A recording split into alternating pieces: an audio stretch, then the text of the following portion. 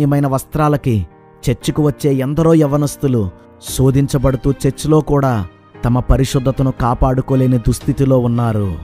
ఒక స్త్రీని మోహపు చూపుతో చూస్తేనే వ్యభిచారమని బైబిల్ చెప్తుంది. ప్రతి ఆదివారం లేక బహిరంగ సభల్లోనూ కొందరు అమ్మాయిల వస్త్రధారణ వలన ఎంతమంది వ్యభిచారులుగా మారిపోతున్నారో లెక్కించలేం. ఆత్మల్ని రక్షించాల్సిన మనమే ఆత్మల్ని నాశనం చేస్తుంటే దేవుడు ఎంత బాధపడతాడో ఎవ్వరూ ఆలోచించడం లేదు. అబ్బాయిలైతే కండలు కనిపించేలాంటి షర్ట్లు, జారిపోతున్నట్లు కనిపించే లోయెస్ట్ ప్యాంట్లు, ఇంకా రకరకాల ఆకర్షణీయమైన వస్త్రాలు ధరిస్తూ కేవలం మనుషులను సంతోషపరచడానికి బ్రతికే సినిమా స్టార్లను అనుసరిస్తున్నారు. తాము అమ్మాయిల వస్త్రధారణ వలన ఎలాగ శోధించబడుతున్నారో అలాగే తాము కూడా అమ్మాయిల్ని శోధిస్తున్నారన్న సంగతిని గ్రహించలేకపోతున్నారు. తమ సహోదరులకు ఆటంకంగా ఉండేది ఏదీ చెయ్యవద్దని బైబిల్ చెప్తుంటే అన్యులకి